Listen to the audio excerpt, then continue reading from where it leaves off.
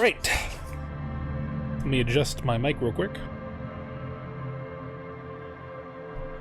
There we go, that should be a bit better. Welcome back, everyone, to another game session. Intros are hard. They're very hard to go off the fly. I need to really write this down. Back to another session of Disco Elysium Hardcore Mode Blind. That is right, if this is the first time watching, I am going into this on the hardest difficulty, completely blind to all things Disco Elysium. I am slowly learning how this game works as we progress, and I gotta say, I am personally loving it to death. There's been a couple of moments where I've gotten, I feel, a little cheated out of a game over, but we did a little upgrading. Now we can at least take 2 hits to our morale now. But yeah, where we last left off, we continued the love quest, giving a good man Gote a bit of advice, and him giving us a drink in return. It was a very lovely drink. I haven't drank it yet, because when I do, it kills me, but finally got our way around to the body, looked around the place, learned that it seemed to be a group of people, workmen, that gathered around and strung this body up from the tree. Whether they were alive or not when that happened, I'm not entirely sure. We met Kudo, I think his name was. He yelled at us. I tried to swing on him and I died instantly. That was fun. But you know, it's enough recapping. Let's get back into the investigation proper. Speaking of which, I should probably talk to him about what I just learned. Fuck does Kuno care? Got more questions about the crime scene. Yeah. The kingdom of Kuno? The fuck do you want with it? Dead Man's Clothes. Do you know anything about that? Yeah, Kuno doesn't know shit about that. That shit is beneath Kuno. I mean, it could lead to the investigation. Someone may have tampered. Listen. Kuno doesn't care about this small-time shit. Just listen. Kuno saw what you did there, dumpster diving. Sad shit. Kuno could hook you up with some sweet rags. Shit like Kuno's wearing. Your size, good price. 500 real.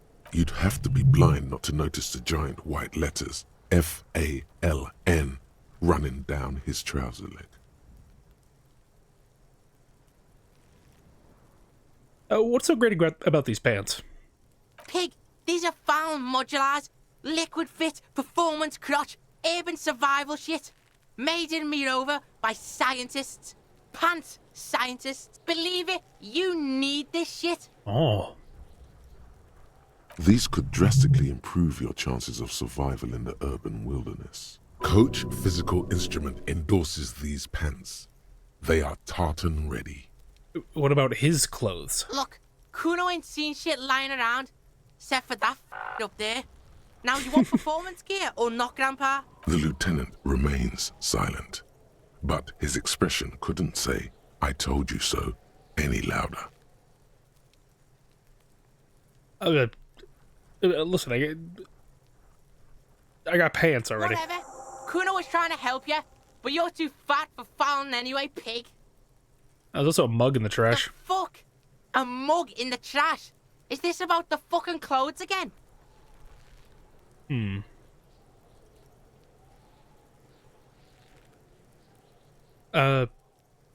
it seems to be of a South Sumerian man. Do you have anything to do with it? Yeah, Kuno sees where this is going.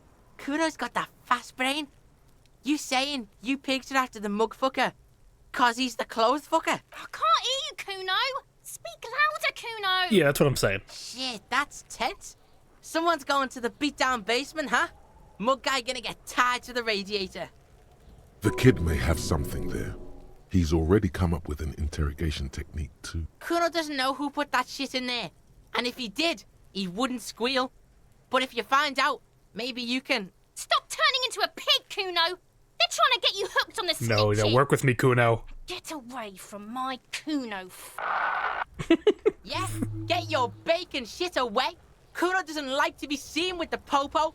Get your shit done and out of Kuno's face. Hey, you ever climbed that tree before? Look at that fucking shit.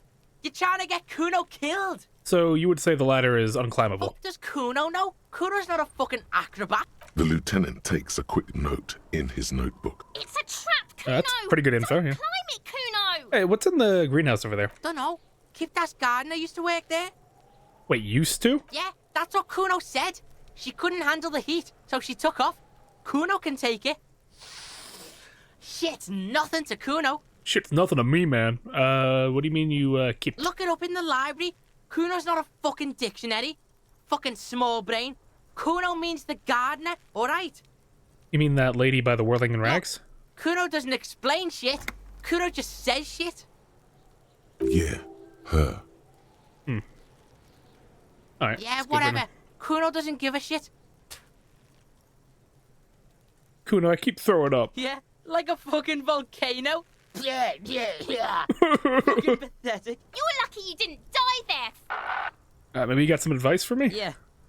Kuno's got some advice for you. What are you? Like 80, right? Maybe you should stop embarrassing Aw. yourself in front of a fucking kid. Hey, I found your shack. You found Kuno's secret door to Kuno's secret shack.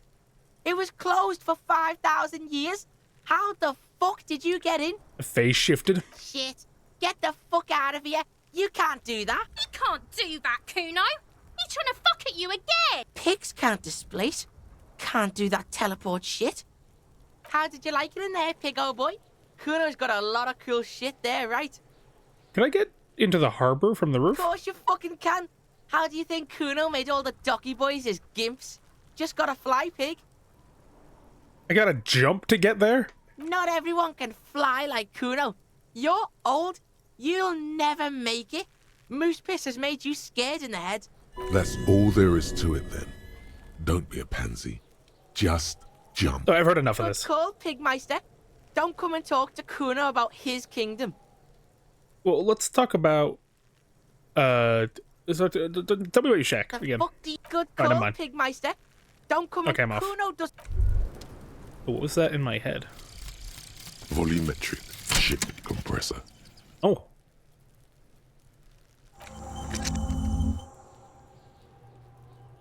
All endurance, white checks unlocked. Learning cap for endurance rate up to 4. Okay. Well, neat. So what does that do for me?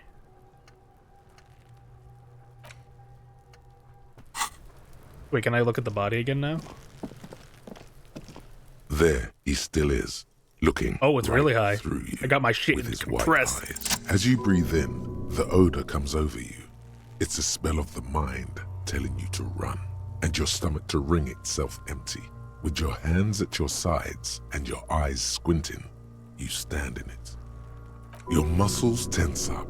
The vision in your dead angle darkens. You feel the sudden urge to push your hand into his soft gut. They always do that? They do after 7 days, yes. We are deep in decomposition here. The man before you is naked, but for a pair of underpants and enameled boots. His skin is greenish, marbled with decaying veins, and blotched by lividity. A fading web of tattoos covers his chest and shoulders. The cargo belt used to fasten him to the branch above appears industrial in strength. Let's check out his boots. The material appears to be ceramic. Its clean white stands in stark contrast to the decaying flesh above the knee. The man wore thick polymer socks, probably for padding. A fine array of interlocking plates covers them. Delicate and fragile, they feel alien to the world around you. Out of place somehow. These are clearly not boots. They're armor, Armor. possibly part of a larger set. This is the... These aren't just boots, are they? This is the armor he was stripped of. Indeed. Technically speaking, these are sabatons, not boots. What kind of armor is this exactly? Ceramic plate. Zirconium dioxide, most likely. This is where the make would be. Under Where? the hill. Fairweather. Fairweather model T500 VE. I'm guessing that's vitreous enamel. This is advanced stuff. Oh, where's the rest of it? Piece by piece. He's been out here for 7 days. It would be odd if they did. We should keep a lookout for these species. The armor could yield information. This is one thing he might actually know. If you wear those pieces, it will help me protect your mortal coil. Oh, I'll keep that in mind. My mortal coil need protecting? Yes, bullets will fly. They always do. And the coil is fleshy and mush and permeable. Cast it in ceramic shell. Resist death. Well, maybe you're just wearing these boots and there's no rest of the armor. No, I think he had something precious underneath the clothes. They had to remove the jeans and shirts we found to get to it. And this kind of armor is often worn under fabrics. What if they told him to strip before they hung him to demean him? They usually hang them completely naked for that. La puta madre, the Mazda, the Besmerties, and the like. This one still has his underpants. Fucking talking about underpants. The material looks out of place here. It is. It's expensive. We've requested similar material for our tactical units for years now. The constabularies deemed it too costly. In that time, we've lost 6 men to semi-automatics. How much are we talking? For a full set, about 4 years of wages. That's a lot, I take it. As a wage, it's regrettably small. But for a piece of hardware, yes, that's a lot. How could this man afford such expensive hardware? It's for us to find out. My initial report on the area suggests he was a security guard for the harbor company. But that's just hearsay. It looks pretty advanced for a security I guard. agree. This equipment is way beyond what a guard can afford. A small bell-like sound fills the air, like tapping on the side of a porcelain cup. Suddenly, your biceps coil up. Your elbow is sharp and cocked for a punch. Sounds fragile. It's anything but. This material is a kinetic redistributor. It spreads kinetic energy horizontally, from plate to plate, dissipating it entirely. See? Faint, organic lines cover the plates where they separate into smaller ones. These plates then divide into smaller plates until there are hundreds of them altogether. And I was just looking at the boots. The stench fills your nostrils. As you push downward, an ominous creaking sound comes from above. Stop! Pig's gonna pull his head off. Brutal! Oh, this is a bad idea, isn't it? You're going to pull his head off. Do it, homo! I'm not a homo. Stop obsessing about your sexuality, officer. You are about to seriously compromise the coroner's case. What are you trying to achieve anyway? Why are you hanging on to that boot?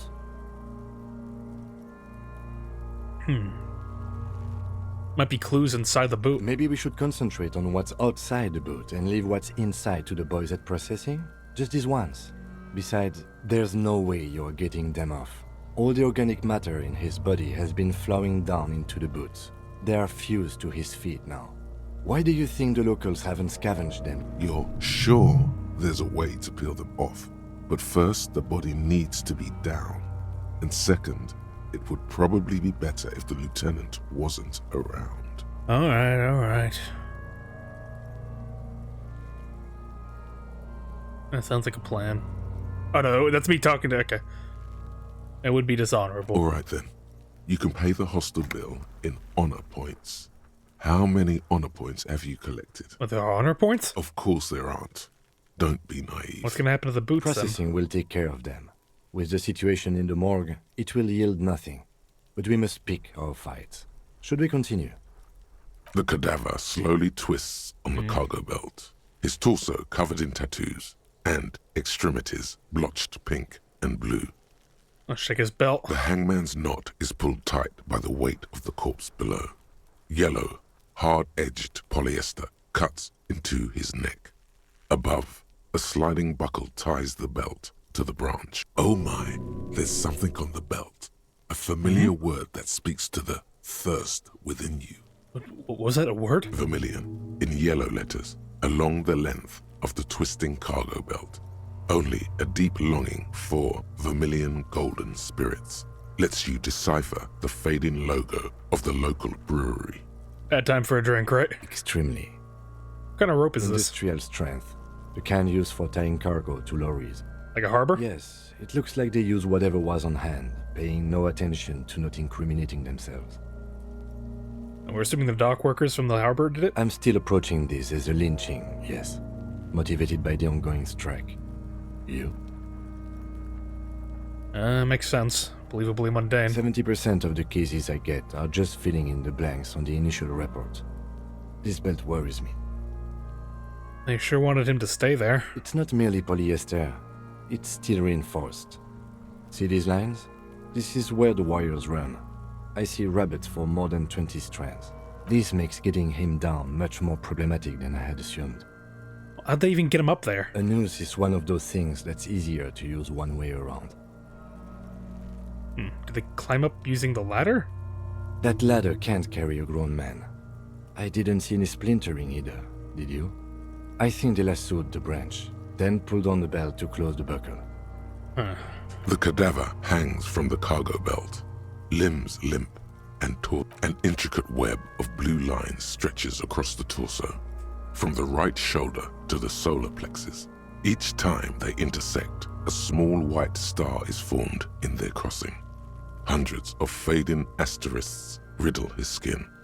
Their concentration is highest around his heart. What is this, some kind of map of the night sky? Map of the stars. I do see some similarity to astronomical charts. Great Century Messinian, maybe. But this seems more particular. Customized somehow. As if someone left out most of the night sky, filtering it through personal choice. The principle of this filter remains unknown to you. The thought dissipates, and you feel as though you were only half right. I'm missing something. So am I. He wears a wide leather belt around his waist and a gun holster under his arm. He takes a thin piece of milled aluminium from his coat pocket and pulls it open. Sounds like a sword being unsheathed. A small lens appears. Some sort of camera. What's that? A True Get Sunshine. Mini. Shit, Kuno! What the fuck is that? An instant color camera. Oh, I have only 2 ampoules, so nobody move. I don't want to waste one. A sound, a shrill flash, followed by beautiful. the breaking of a small ampoule of glass. You see streams of color pour onto the thick, glossy piece of paper, rolling out. In case we need it. a cool machine. Yes. It is pretty cool, isn't it? What do we need the photo for? It contains insight to the victim's person. By his build, I'd say this was a man of physical violence. The story he wanted his body to tell was important to him. It is his letter. To us. Someone should decipher it. We'll need to show it around. Can I have it? Should look at it later without the corpse smell. Sure. Just don't lose it. The glassy-eyed corpse looks by, his mouth mute and his skin as colorful as the chemical rainbow on the photo paper, teeming with opportunistic organisms. Look him in the eye. His eyes are milky white and blind to the world, protruding comically from their sockets. There is no one home, just subaquatic terrors there. Dark brown hair grows on his head. His face is ready to explode from the organic processes inside. The death's head grin has passed. What remains is an unrecognizable mess. Well, let's give it a shot. Tell me, who are you, dead man? The corpse is dead silent. You have no idea why you just said that. Who is he? He is male, 40 to 50, with an athletic build. The corpse looks right through you as you distance yourself from its stench. Eyes like a shark. Squint, take a step back. So, how do we get him down? Are you sure we finished the preliminary examination of the cadaver? We might miss some of these things once he's done. Let's have a look. The cadaver slowly twists on the cargo belt. As you narrow your eyes, the monster before you blurs into a violent mess of green and pink. Only the lower extremities are pink with a dash of blue. His fatted hands, thighs, and his neck, just above the noose. The rest of the corpse appears dark green in the cold spring air. Why am I How squinting? should I know why you are squinting, officer? Face and hands are pink, thighs too. The rest is greenish. Oh. You are trying to assess lividity. The monster comes back into focus, an explosion of color coursing with dark marbled veins. His stomach appears pregnant with something. Black liquid streams down his thigh and onto his boot. Ugh. So, what do you think? I think he's dead and about to explode. We worry his stomach looks like he's about to explode. There's a strong buildup of gases, yes. Rigor mortis becoming livor mortis. He'll be fully limp by tomorrow. I don't think he'll explode. I hope not. Think he's dead. I agree. Totally dead. He ain't coming back. No siree. I don't know what to think. What do you think? I think he was upright immediately after death. Blood has gathered in his hands and feet, and his neck. The noose acted like a tourniquet. keeping the blood in his head. The hypostasis here is in tune with the hanging. That's what I think. Still be that he was moved after death? There's always a chance. We should check for ligament marks on his neck to see if they're in tune with the belt. We'll have to get him down first. Something's coming out of him. The pool of blood and feces has eaten into the frozen mud below the man's feet. Purge liquid is dripping into it, drop by drop. The victim appears to have contained no more than half a kilogram of digestion at the time of death. The fuck he's saying? Talking about shit. Maybe he went to the toilet sometime before death. Maybe. He's beaten up, see the bruises? I do. Most of them are post-mortem. Maybe even all of them. The delinquents have made our jobs harder with their little sport. Stop talking in riddles, coin slot. Coin slot? He means you fucked him up good, Kuno. Fucked him up brutal like. But there is no breath to catch. Only the cadaver filling the air and your nostrils. He slowly rotates before you, decomposing. Let's get him down from there. The steel-reinforced belt presents a unique challenge. I brought chain cutters, but I don't see a good angle of approach to the belt. The cadaver is a good 1.2 meters up. Neither one of us can reach the belt without assistance. And even if we do, there's the question of cutting. There's no question. There's only cutting. How hard can it be?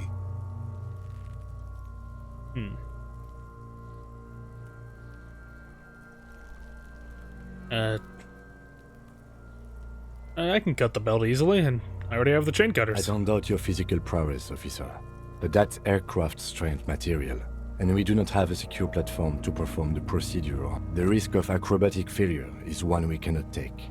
We must not become comedy for the local. The fuck have you got against comedy pigs? Well, can't someone else do it? Someone else? You mean like the police? Good point. Sadly, yes. The whole RCM is out there right now, doing the exact same thing we are. Are we in a rush to help them? Not with this on our hands. I know it's hard, but I assure you, the others won't come to help us. And we have a growing sanitary concern here. We need to get him down, fast. Well, we could saw the branch. Climb up there and saw the branch? Yeah, good point. There has to be a less risky way, with less falling down of trees. And we could shoot him down. Yeah. Bang bang time, pig. Shoot his head off. How? I don't know, you shoot up there maybe? Yes, the buckle, where it ties the cargo belt to the tree. If the shot hits that, then there might be a small chance to release the belt. Yeah, now we're talking. Entertain a Kuno with some shit. They'll miss. The pigs will miss Kuno. I'll let him choose. Silence. With his elbow sharp, the lieutenant unzips his jacket and produces a lightweight firearm. He drops a paper cartridge in the barrel, separates the scouring stick, and gives the cartridge 5 tucks. He then steps back and assumes the fellow's desk position, taking aim.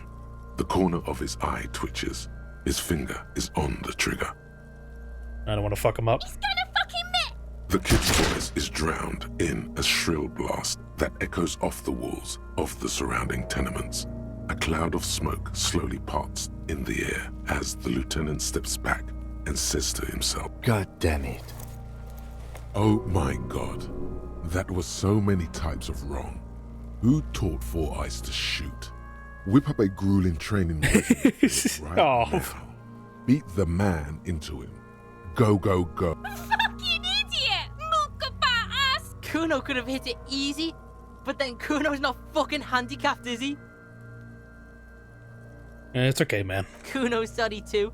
Kuno feels sorry for the Beano Cloud. The lieutenant doesn't say a word, just looks at the gun in his hand. Try again, maybe? No, we are lucky as it is. We didn't break anything, and the victim remains uncompromised. Any more mistakes could put us in an unfortunate position with the locals. We have eyes on us. I didn't do us any favors with that. And what I now? have to say, it's beginning to look unlikely we can get him down without assist. Take his gun and show him how to use it. Then we can ask help from the harbor? I was really hoping we wouldn't. The Union appeared to be suspect in this case. It seems like a dangerous route to go down. Confirmed. It's unsafe. Let's But reconsider. what other options? I mean, I could try. It's bad as it is. Us shooting firearms like punks. Go ahead. I'm not stopping you. Just don't lose it. They only have one gun. This is the sorriest pair of pigs Kuno's ever seen. Give me that gun. Take it, you fucking banana poika. Take it and shoot yourself in the mouth. The cold piece of bakelite and gunmetal is surprisingly light. Your fingers fit right through the guard, instinctively resting on the trigger. The fuck are you waiting for, Kuno? Tell him to shoot himself in the mouth. Kuno is silent. Aggression gathers in the air. The trigger feels delicate and ready to break under your finger. Alright. The buckle comes into focus in your sights. You stand with your feet planted firmly in the ground and your left hand supporting your gun arm. Why don't you just shoot yourself in your mouth? At least you won't miss. Your field of view narrows. The branch slowly moves, becoming entirely two-dimensional. The metal buckle glimmers, slick, with the falling rain. The corpse slowly rotates. Look, he's crying. You gonna cry now, fucking faggoty? Jesus. You know what? This would be a good time to level up my hand-eye coordination. Check it out. Now we got a good thing here. Yeah, there we go. Look at that. The buckle explodes into tiny pieces, coming loose with a whir. With your hand numb from the recoil, you look at the body slump down. For a moment, the man appears to kneel in front of you, looking straight at you, helpless, trapped within itself. Who killed you? Communism. What? It takes a millisecond for the association to flash within your cortex. You have no idea where it's coming from, only that it's right. Then the rigor in his muscles gives up, and he smashes sideways into the spring mud, letting out a horrid stench. Who's laughing now, you little shit? Fuck you, Kurpale! How did I do that? By being a damn good shot. Ace is high. The Ace is High, a custom invented by the aerostatic brigades during the revolution, is used to celebrate success in Revachol, especially in sports. The gesture is spread across the world, despite the defeat of the revolutionaries themselves. Of course I'm fucking gonna high-five him. Did we miss? The lieutenant takes a little hop to perform the customary salutation. Your palm hurts from the slap. It's precise. Okay, and good. down to the point. I knew these guys were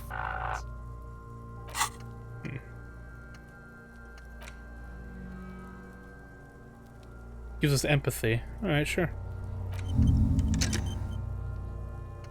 Why not research it a bit?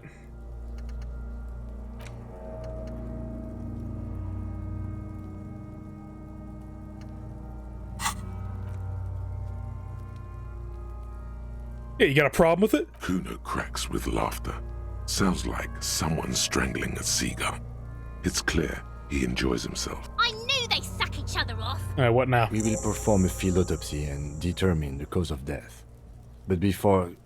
Excuse me. Slumped on the ground like that has not improved the way the corpse smells. The fall seems to have released something deep inside it. It looks like I feel like taking a break from the stench. I'm sorry to interrupt the jubilations here. Just a little breather before we do the autopsy. Alright, oh, here's your In gun. the meantime, we should try to interview Evrard Clare, the leader of the Union. Harbor property was clearly used in the hanging. The harbor just east of here. Getting in might prove a challenge, though. Or we could ask around for the representative of the logistics company. My initial information says the Wild Pines have sent some sort of strike negotiator to wrangle control back from Evrard. You could ask the gardener for directions. This the famous list of initial interviews? Yes. And those were the interviewees. Let's go. Well, I might take a look at the body. Rotting man lies on his side with his eyes looking straight through you. The belt is still around his neck. His body is supine and open to intrusion. By autopsy, the lieutenant adjusts his glasses and takes a deep breath. Exactly is a field autopsy. Come on, officer. You know what a field autopsy is. You've done 100 of them. Got another pair of gloves? Unfortunately, no. I'll take it. And hygienically, Oh yeah. I suggest I handle the physical part of the autopsy and you take notes. We just fill this in, right? That's right. Alright, let's get this done. The dead man stares in silence as you crack open the ledger. The bright red paper is covered in boxes and lists, describing the condition of his skin and organs in 3 parts. Above those, an 11-field info form needs filling out first. Alright, It begins with, I assistant. That's you.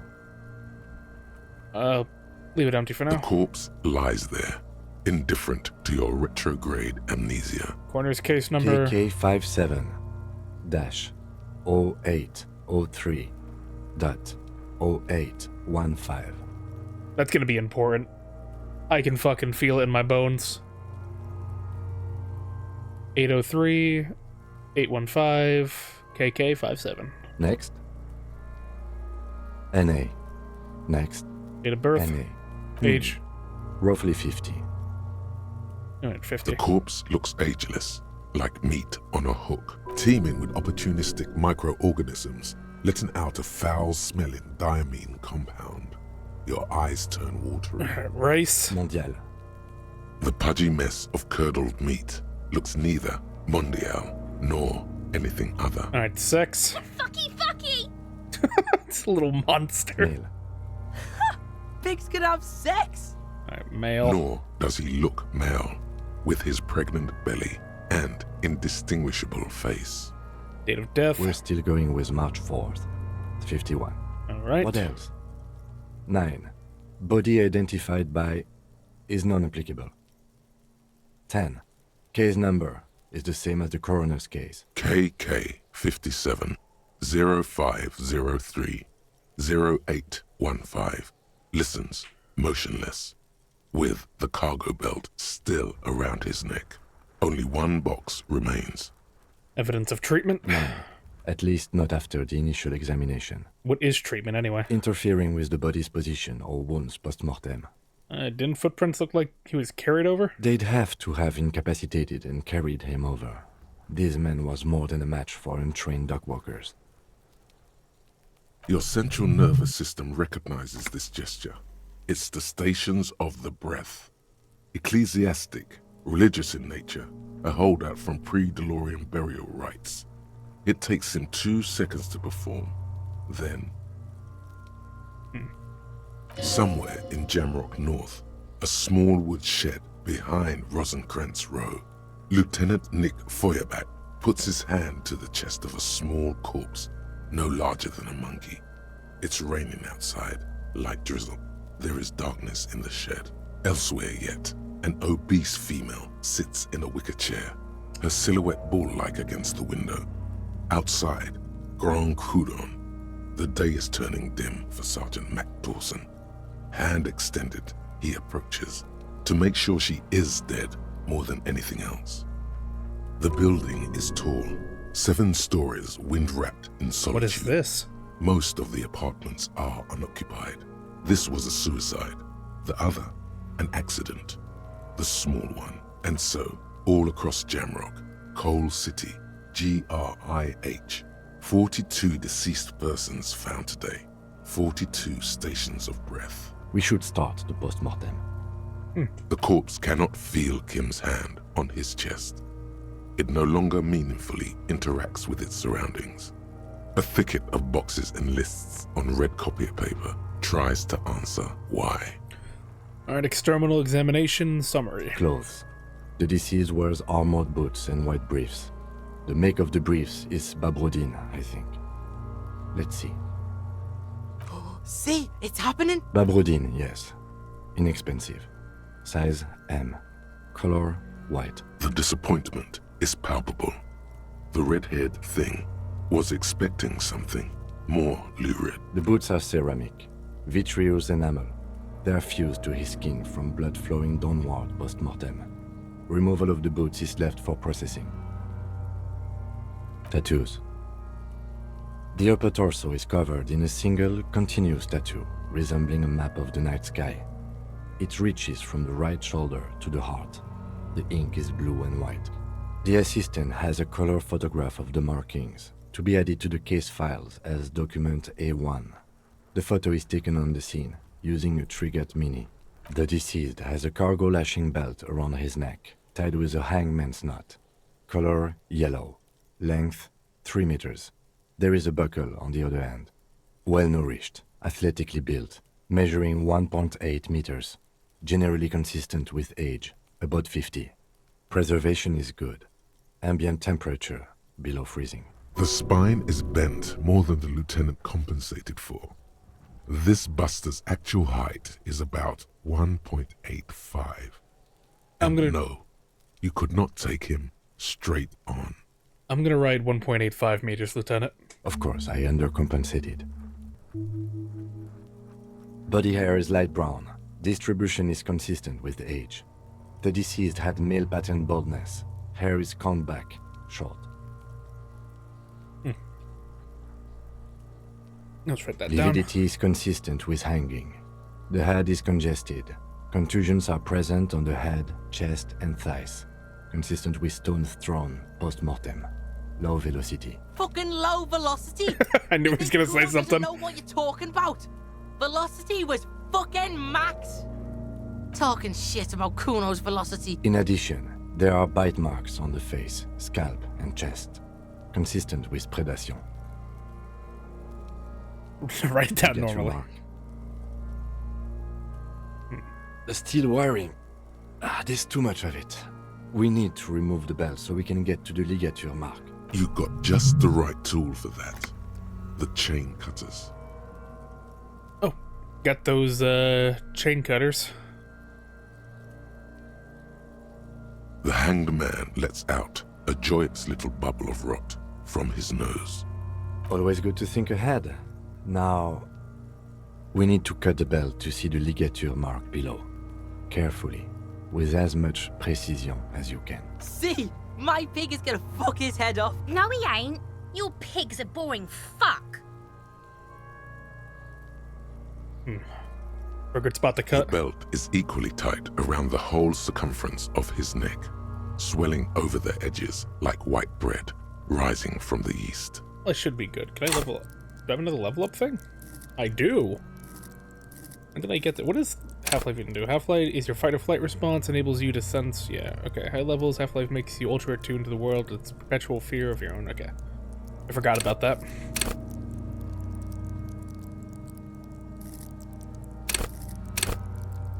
What to upgrade?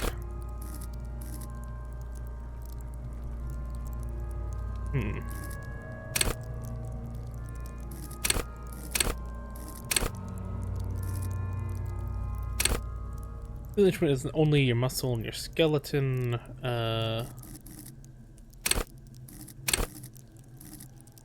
Metabolism, pain threshold, shivers.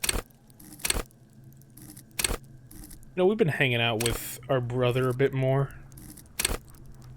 We've been pretty good at yeah, I'll do visual calculus. Say that we picked it up from our buddy. Alright, let's I'm not your pig, Kuno. You are? You're Kuno's pig? Alright. Stupid argument with Kuno. God damn it. I should have talked to him. Alright. After some deliberation, you sink the cutters into the knot tying the belt together. You squeeze the rubber handles together, sweat forming on your brow. Snap! The knot is slashed. Another cut and the belt falls apart like a flower bouquet, revealing the dead man's neck and the dark red ligature mark around it. The rope rises to a point, leaving a gap in the ligature mark. The suspension point is in the back of the neck.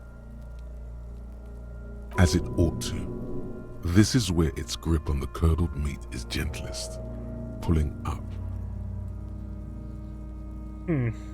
Hemorrhaging is observed on the skin, above and below the ligature mark. The mark is well pronounced, consistent with a drop from 1 or 1.5 meters. Chest is intact, normal contour, abdomen is protuberant, pelvis intact, genitalia... No! Let's get out and see! Calm down, Kuno, you psychopath. Fucking knew. Genitalia is male and unremarkable. No evidence of injury. The dead man's penis is average-sized, congested from the downward collection of blood. The testicles are uneven in length, hanging underneath. The genitalia is greenish. Marbling is present around the crotch. You should touch it. The dead man's penis. You should touch it. I'm not touching his penis. Back is symmetrical and intact. Upper and lower extremities are intact, but asymmetrical. There are combat injuries on the right hand, thigh, and hip. Bullets have bitten little pieces out of him. It must have been excruciating, especially the hip. Before you is a temple of pain that knew little tenderness in life. In addition, I see smaller, residual scars, too numerous to count, covering about 30% of his skin. The body of a soldier. We have a real museum here. Of battles, wars. Last item, hands. Hands are clean. No sign of a recent struggle. Expecting any? I was. Maybe I'm just not seeing them. Honestly, this stench is making it hard for me to think at the moment. Ooh. That's all for the external. Well done. What next? Internal. Central nervous system. I have nothing. Do you have anything on this man's central nervous system? You don't even have a joke. Nope. Musculoskeletal. Purge fluid is coming from the mouth. Not injury related. Eyes and tongue protuberant. Hyoid bone. Let's see. With his eyes almost closed, the lieutenant puts his hand on the dead man's throat and begins to massage it, gently. A rotting smell erupts from the mouth. Purge fluid runs down his lips, black and viscous. You hear cracks as the lieutenant moves his sharp fingers inside the flesh, like the creaking of an old house at night. Yeah, jack that fucker off. The hyoid bone is fractured. The rest of the musculoskeletal system is intact. Unremarkable. Respiratory system. He's really doing it. The dead man's teeth cut into his gloved hand. Oral cavity shows no lesions. The victim has received dental implants, possibly after a combat wound. Mouth swollen. Hemorrhaging present in mucosa of the lips and mouth. No scream, no sigh of relief rises from the darkness inside. It's humid there. Sickly sweet air, unlike anything living. You feel like you're about to throw up again, straight in that mouth of his. No, you don't. You can keep it in. You can keep anything in. Look. You manage to suppress the contractions trying to enter your stomach. All it takes is concentration. Through it, you see nothing but darkness. More meat and darkness. Mute silence as always. Hemorrhaging present in mucus. Hepatobiliary. NA. Why don't we have anything? Are you a hepatobiliary expert? No, I don't think so. Neither am I. That's it? That's it. Same for toxicology and serology. NA. Both? Unless you have untapped reservoirs of knowledge there. I wonder if there's something we could still do. Like a toxicology screening? At this stage, I doubt processing will find anything, even if he was brimming with cocaine. But still, you should add a request. Brimming with cocaine. Alrighty. Cardiovascular. The body exhibits heavy lividity. Blood has gathered in the hands, feet, and neck. Hypostasis is visually consistent with the hanging. Alrighty. Gastrointestinal. Digested semi-solid food in stomach. Voila. Write it down. Omit the voila. What's next on the list? Description of injuries on the Let's summary. see. We have bite marks, contusions on the head and chest, and a ligature mark encircling the neck. You'll need 3 fields. Leave a 4th one too. Alrighty, let's talk about the bite marks. Head, chest, and scalp bite mark injuries. Predation by birds has caused damage to the body. Odontologist does not need to be consulted. And your opinion, officer? Oh, accidentally hit my mic. Sorry about that. Non-fatal. Agreed. Next injury? Contusions. So, the scalp bleeds from a post-mortem head injury, a stone. The injury does not have the rim of an early inflammatory response. The perpetrator on the scene has confessed to causing it post-mortem. At maximum velocity, fucko! Has confessed to causing it at maximum velocity. Coagulated blood sticks to his scalp and chest, where the countless stones have hit the dead man. Beneath, the description of injury. 2 boxes. Non-fatal. Post-mortem. Wait, hold on. So scalp bleeds from a post-mortem head injury. Okay. Sorry, I hit my mic again. I keep accidentally doing that. My setup is not ideal. Non-fatal. Post. Right. Next, Ligature mark. a dark red abraded ligature mark encircling the neck, with a gap on the nape measuring, let's say, 7 centimeters. The hyoid bone is fractured, the cervical column intact. I see hemorrhaging on the skin, above and below the ligature mark. Depth of the mark, 1 centimeter. No signs of clawing on the neck. What is this? I got my lonesome way home.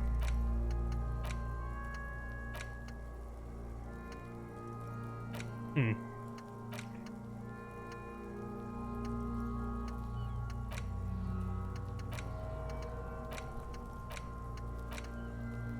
wonder why they connect like that. Anyway. Let's rewind. Let's trace your skills back. Actual memory returns. Breakthrough imminent? Okay, so what does that do for me?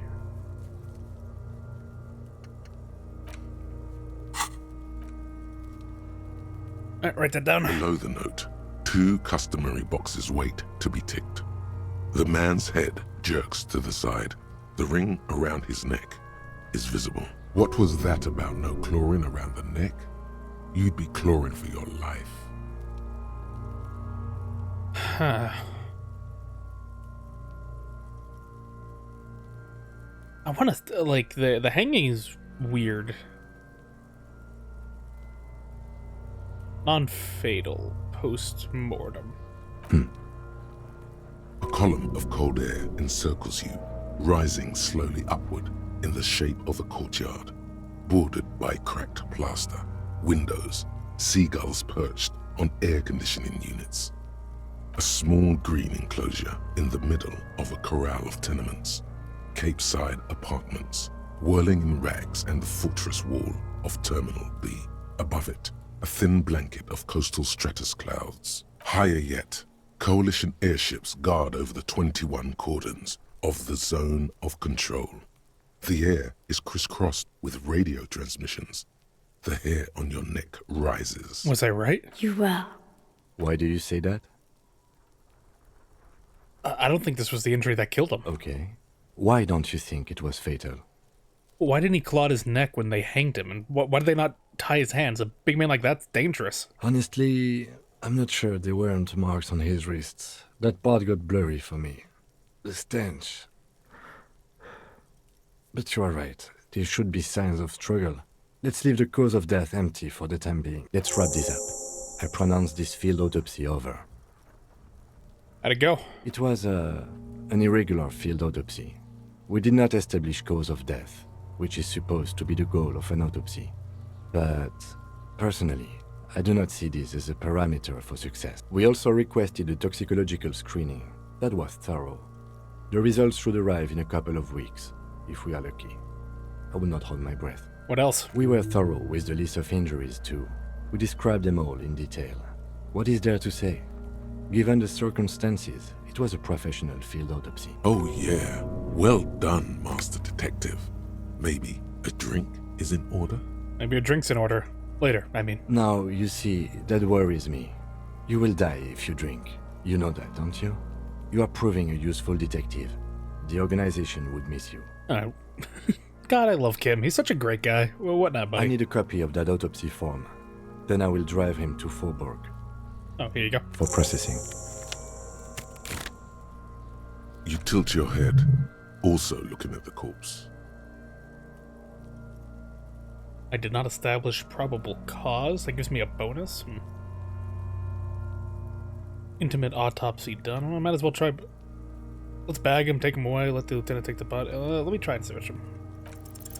You run your hands over the victim's cold body, his limbs, his torso with its swollen organs. Maybe you should be more thorough. Let's look under his... His fingernails have turned dark. They're chipped and quite long. There is dirt under them. That's all. Do you think we missed something? Yeah, there's not something we're not seeing.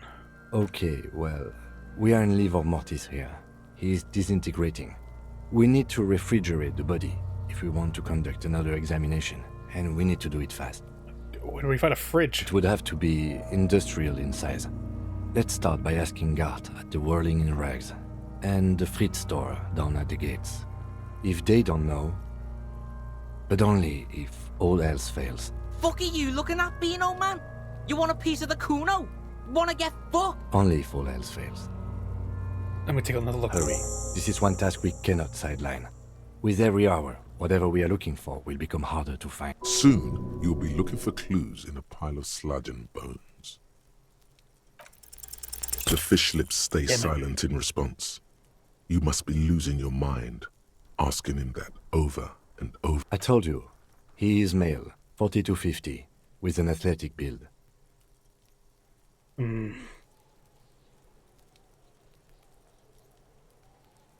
Let's see if we can't get him refrigerated somewhere. Lonesome, long way home.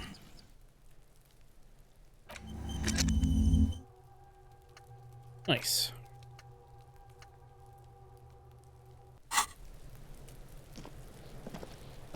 The man is decomposed. The lieutenant adjusts his glasses and takes a deep breath. No, it's irresponsible.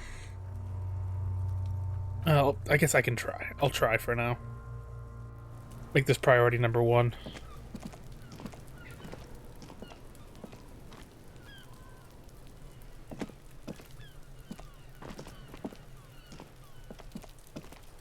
I investigate that? Guess not. Alright. Go ask the guy, see if he can't give us a place to put the body.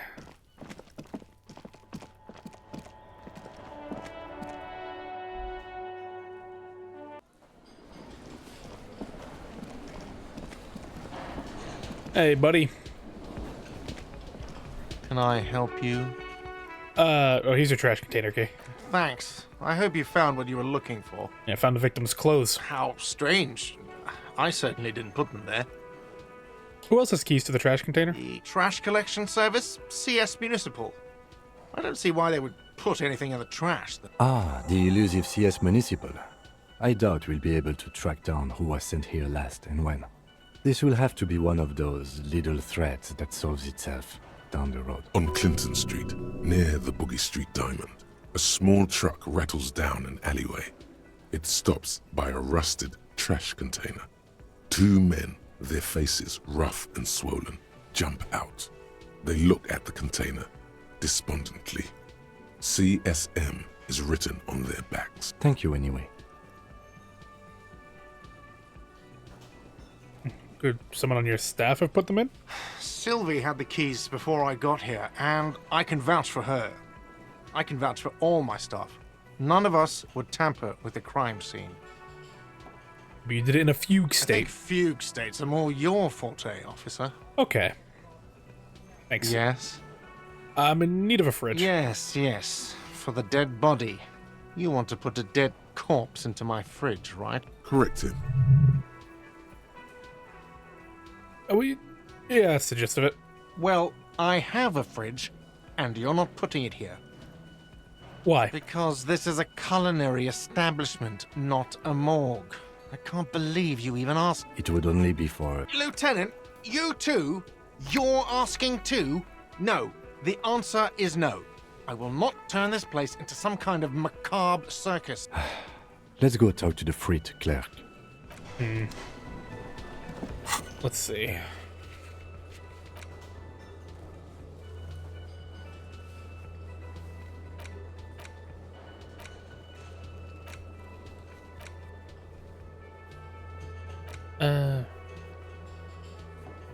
Maybe a Frit or maybe Kuno, some other local kids.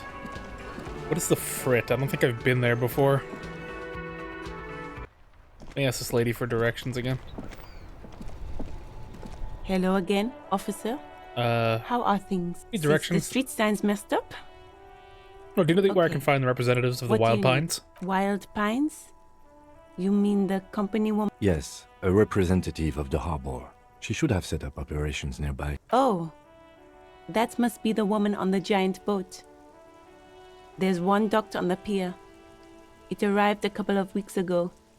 It's very hard to miss. All right, out to the harbor east. gates, some kind of commotion. North. There's the pier, the Capeside apartment buildings, South. some shops and a bridge. Just coast. Rows of stalls under a broad roof where silvery fish were heaped on new. Anything else? West. It's just water. No, actually, That's no all. problem. You gotta run.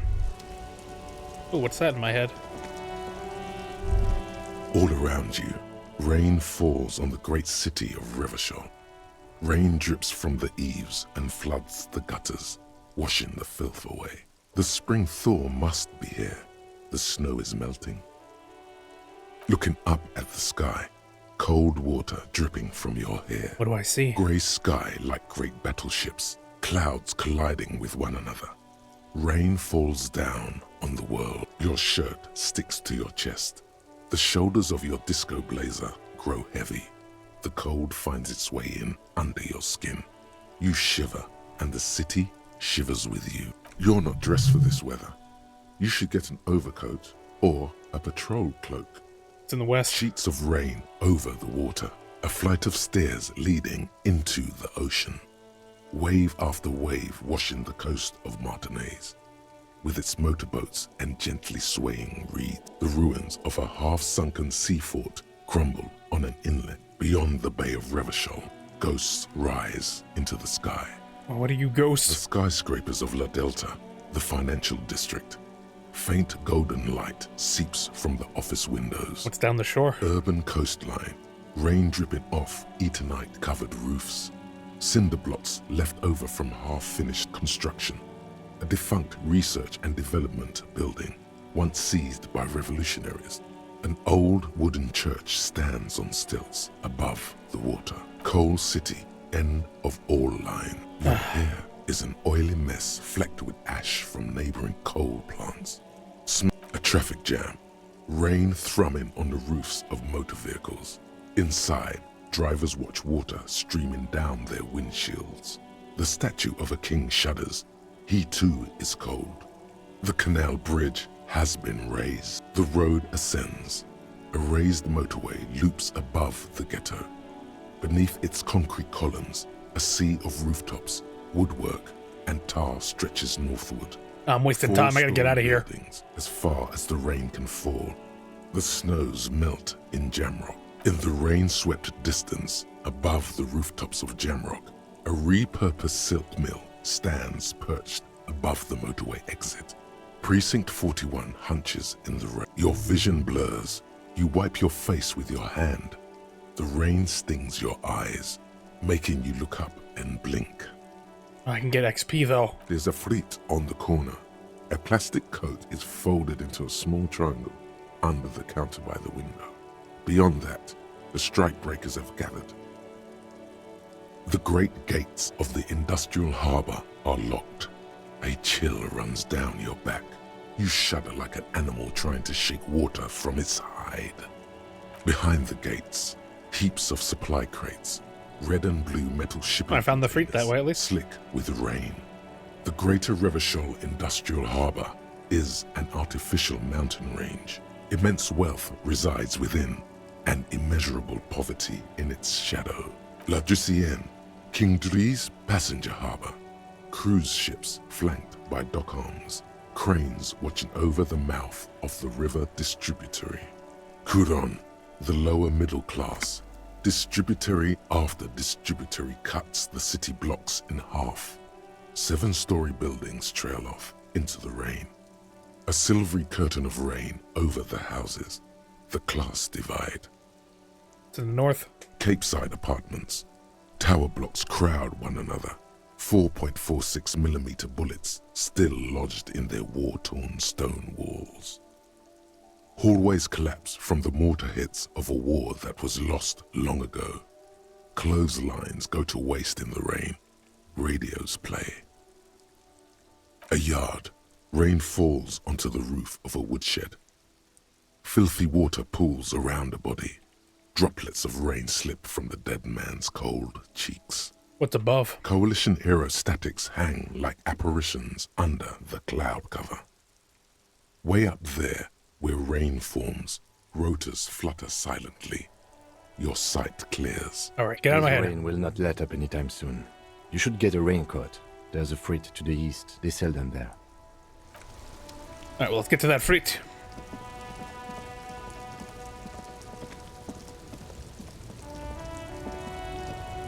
This stuff.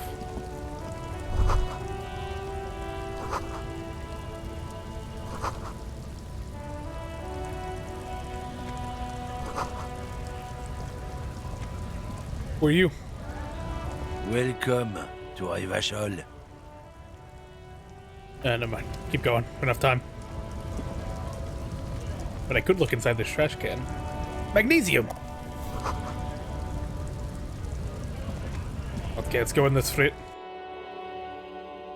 Hello. I'm in need of assistance. Welcome to Frit. Feel free to look around or something. Everything is out on the shelves. What's that magazine she's reading? Hey, what are you reading? You mean this? Yeah, that. This is Pop Stars. It's got, like, famous people in it. It's not for sale. Looks like it also has something called Police de la Mode, featured on page 34. This speaks to you. Hey, what's the fashion police feature? It's where they rate different outfits famous people wear. It's kind of funny. They're kind of mean. It's about who's the most stylish. Oh, does the #1 guy look like me? No, I don't think so. We are not the fashion police. We're the real police. What is this fritte? I don't know. Frit?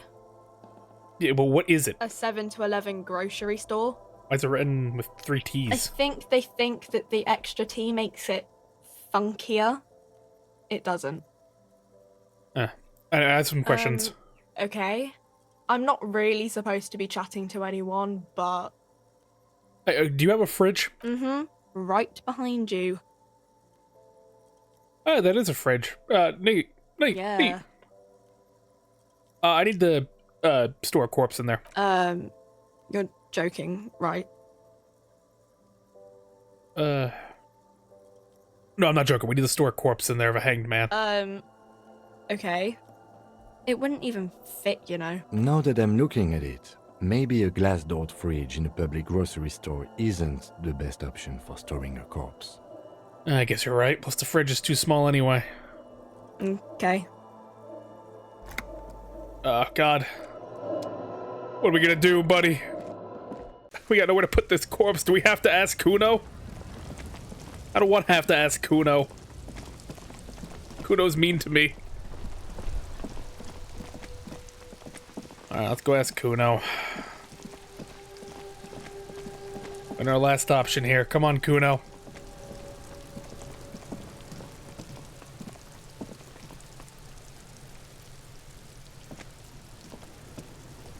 Fuck does Kuno care?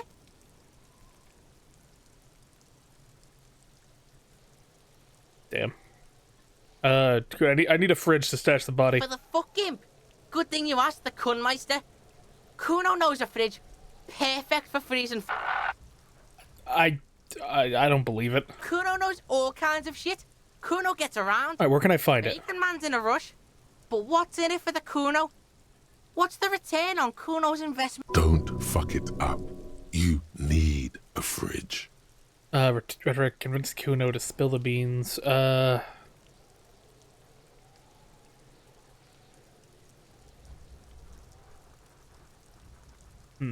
me try to convince Kuno. It's a risky maneuver. Kuno's a poor Fuck. kid from a poor neighborhood. Say your job is on the line. He'll sympathize.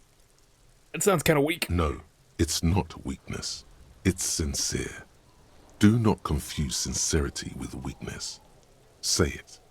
Trust me. It's serious, dude. My job's on the line, The Kuno. fuck are you doing right now? The fuck is this shit? Don't pay attention to him. Just keep telling your sad I've lost story. almost everything, Kuno. My memory, my money, even my name. I can't lose my job, too. Please, please. It's not that dramatic. We can just send the body to processing. Kuno's never seen anything so lame. Listen, pig. If you were Kuno, the fuck would you care? You're right, Kuno. If I were Kuno, I probably wouldn't care. See, sad shit? Kuno doesn't fucking care about this sad shit. Your sad shit. Now, how about you at least try to entertain the Kuno, or get the fuck off his crime scene? Why don't we go pester some other kids now? Oh, Kuno. Kuno doesn't fucking care. What about you, Kuno-ling? I'll die before I squeal, pig. Stay away from me, pig! You don't want to see what happens when you corner me. Okay. I'll die before I squeal, pig. Hey, kid. What's this kid shit? Fucking mind games. I'd rather die than squeal. Get the fuck out of here, face. You got done. Talk to me. I'll die before I squeal, pig. Walk away. Whatever. We gotta do something. Well, I can look in Kuno's secret hideout. Maybe that's where the fridge is. Is there a fridge in here? Silver plate with traces of bone yellow powder. Be still, my beating heart. It's amphetamine. Sweet amphetamine. The lieutenant isn't studying the powder in the mirror. He's studying you. I was thinking about it. I swear, I wasn't thinking. I was thinking about justice. Of course, detective. Swift justice. Don't worry, we don't have to investigate every trace of narcotics. Yeah, swift, lightning justice. Faster, harder, justicer. See that ladder there? It's probably another way into the industrial harbor, no? The secret path the local kids use. It says get out of the way or get fucked up. Actually a found slogan from an aggressive youth oriental campaign. Cured pig head, looks mummified. Empty tube of magnesium supplements. Alright, anything... Yes? What do you want to know? I want to know more about this pissing competition you mentioned. What's there to say? It's just stupidity. Oh, what kind of The stupidity? cop kind. Our precincts can't decide if Martinez is part of Jamrock or the industrial harbor. Yours or mine, as if we somehow own parts of the city. Typical street gang mentality. So we've let the Union make a mockery of law enforcement here. And now it's come to its natural conclusion. It's a struggle over who runs the place. Well, sort of. It's less a matter of who gets to police Martinez than who has to. It's an orphan district, in other words. I think the dispatch desk just told both our stations about the hanging. There was quite the brouhaha at the 57th, I can tell you that. Time to settle it, they said. Cop off. But I assure you, I am not their finest or toughest, with 102 cases solved. What I am is least interested in a pissing competition. I appreciate you so much, Kim. I love you so much, bro. So he volunteered to represent the 57th, but not out of competitiveness. On the contrary. So what's so special about Martinez? Martinez? Nothing. It's just a puddle at the end of some drain pipe. No one cares about this place. They care about sports. Most of our colleagues don't even know how to get here. North of the interchange doesn't exist. A tremble comes over you. Another after effect of ethanol poisoning, perhaps. Feels like leaves do when they rustle in the breeze, somewhere far away, below the turbine. The 41st and the 57th. The lieutenant was right. It's not about who gets what's north. It's about who doesn't. Wonder what that says about me.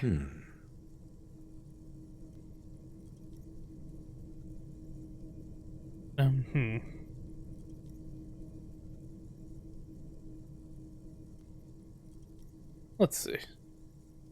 I'm only the finest case-solving machine sent to outperform you in every way. A good joke.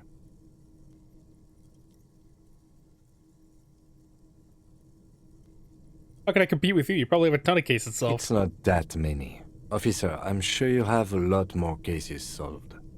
Now, was there anything else you wanted to ask about the competition? So you volunteered to If not, spoil we it? should move. Yes. I'm an unrepentant spoil sport.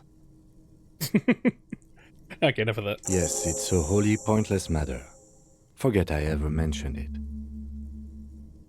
What did the 41st send me? Oh, I have a little bit of a way to get it, but do not have enough logic to get in there quite yet. Alright. And while we're talking, body's rotten. Oh, wait, what was that? What are you up there? Money! I fucking love money.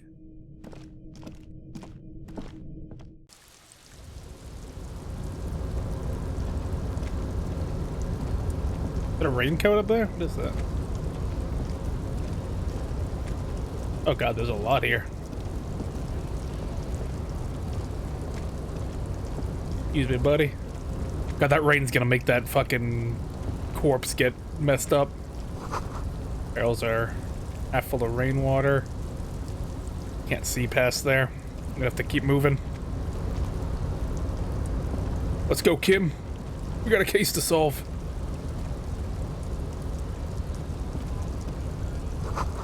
Doorway's ready to collapse soon.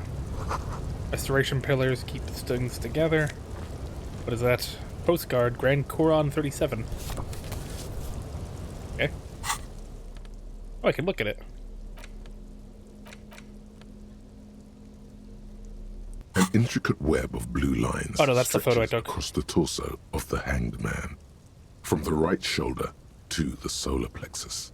Each time the lines intersect, a small white star is formed in their crossing. Hundreds of fading asterisks riddle his skin. Their concentration is highest around his heart. It still kind of looks like a map of the stars in the night sky, but something's not right. What's the meaning of this For tattoo? you to discover. You've gotten as far as you will without assistance. Who are you? Gone. I put it away. Postcard. Area looking Jamrock or anything. It's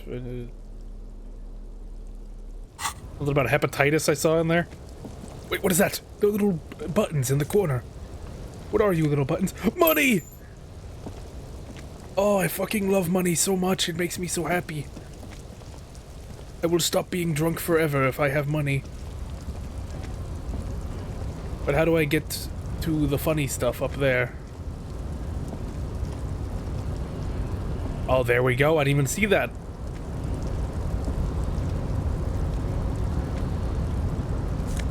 What is that? Healing items. I'm living it up. What's up here? Money!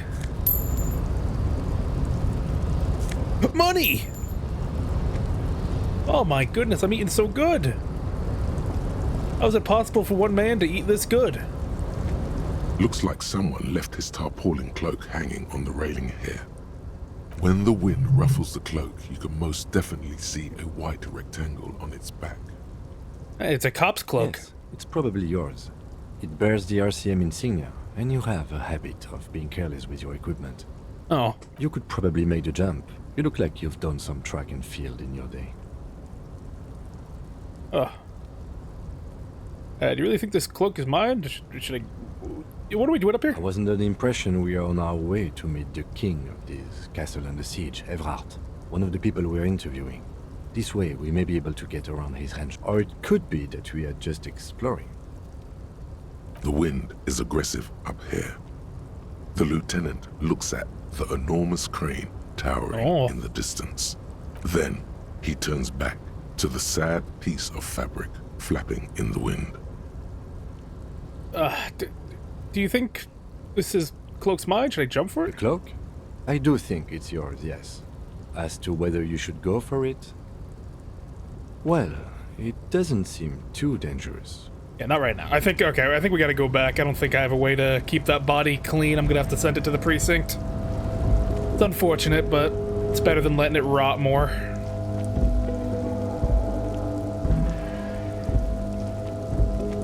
I don't want my thing to rot.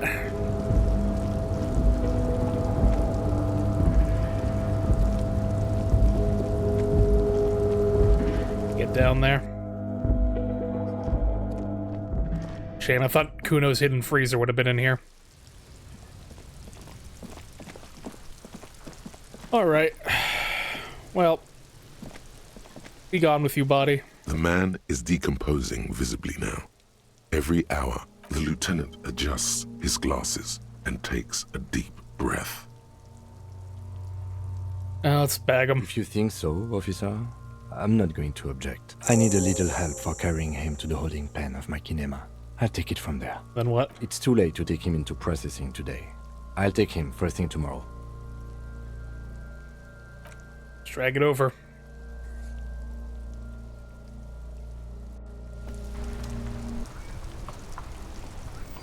Alright. Got that bulb bagged up?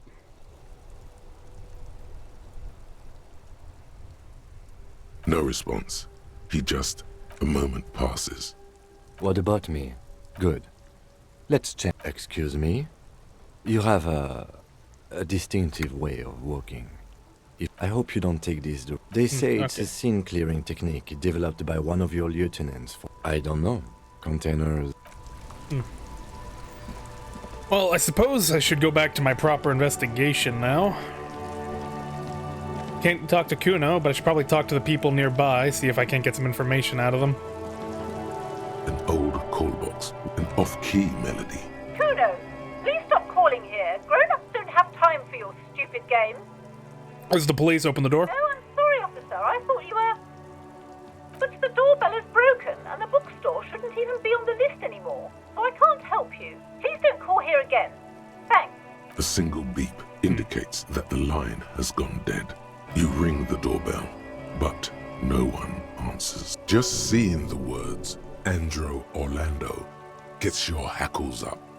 Its very existence is a threat to your masculinity, to say nothing of your hair. All you hear is static, but no one answers the call. That's a 24-hour window. You ring the doorbell, but nothing happens. Emma's fashion, Altia. You wait for a minute or two, but all you get from the call box is silence. What about No Fabron's one answers. taxi? Looks like someone has melted half the plastic off with a lighter. The doorbell doesn't work. Splitstream? You hear static from the intercom speaker. Oh. It sounds as if someone has picked up the receiver, but isn't saying anything. You can almost hear them breathe. Hello? Yes, hello. This is Tricentennial Electric. Have you come to place an order? I thought this was Splitstream SCA. My God, The lieutenant exchanges a look with you. it's you. My God, I didn't think I would hear your voice. It's a woman, and she knows you. Your heart beats faster. Yeah, it's me. Here I am again, crawling back into your life. Michelle, just please. Huh? Sounds like a ghost. Wind blows through your clothes and you feel detached from your surroundings. Inside the building, a cold memory hangs. Why did you even call? I don't understand. You've been gone for months. I thought you didn't care. What are you talking about? Ever since I came to live here, it's been different. As if my mind's been wiped clean. A spot of static overrides her words. When she speaks again, it sounds like she's submerged. It's so nice. It's so nice to be able to finally meet again. Forget about what? She sounds like she's about to cry. The cold is deep under your skin, as if you were talking to someone who's 100 years away. Somewhere inside the building, water is flooding the cellar floor.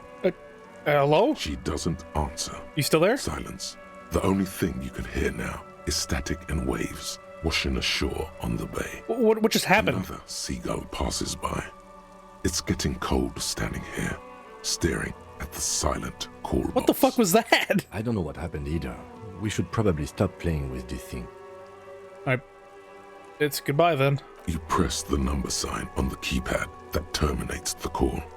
12 name cards on the call box read. Huh. Silence. No one's home at Fortress What about X. Ice City? Silence. No Main one hall, building answers. B. Nothing happens after you ring the doorbell. They don't want to talk to you. You're going to just stand there and take it from a doorbell? Just leave the doorbell The alone. doorbell agrees. The entire call box looks relieved. Silence. No one answers you. This button looks new, but someone has removed the name card. Nothing happens when you try to ring. Huh. This button looks new. It's probably... Alright, well, that was a tremendous use of our time. Maybe I can check out the... Oh, how you doing, girl? Maybe I have some info? Hi, Ace Detective. Are you here for more books? No. Oh, actually, I should go in and talk to your mom. Do a little sweep around first. You have some molten candy? The display rack is brimming with worn paperbacks featuring an extremely muscular, sword-wielding barbarian on the cover. Nearly all the titles contain the word Hyundai somewhere. This is entirely, completely... He's literally me! You have found the right books. Storekeep, tell me about these Muscle Man books. Oh, Man from Hyundai. A very popular series of adventure novels. They're awfully immoral and violent books. Why are they so popular? Blood and violence, scantily clad women, epic narratives, all those mystical things he encounters. They're bound to grab those with little imagination and nothing to do. Oh, which one should I start with? What does it matter? They're all the same. However, the customer is always right, they say. Somebody trying to get me to not buy your shit? Like, what's happening here? Probably upgrade something in here.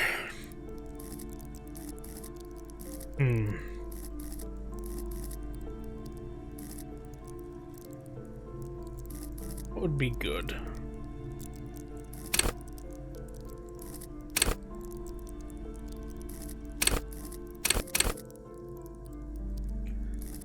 You know, if we start reading more, maybe I should increase my rhetoric.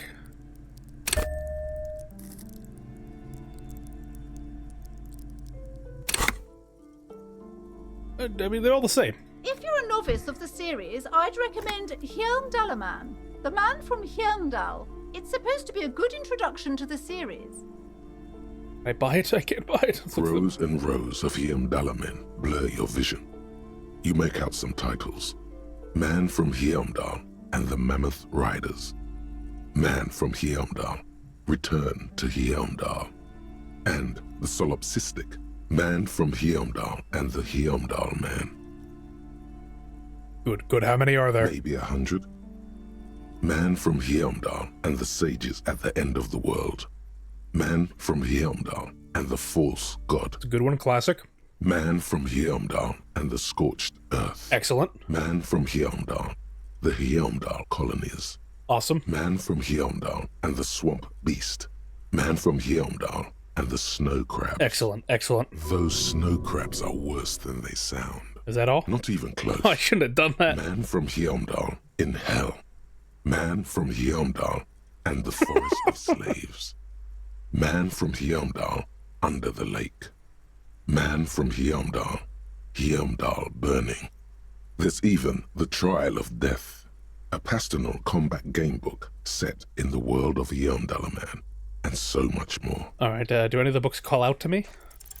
A twinge at the back of your head makes you flinch. Your eye starts twitching. What is that? Your hand reaches toward a book with glossy cover art of the very muscular Man from Hyundal in chains, kneeling in front of a staircase leading to a throne.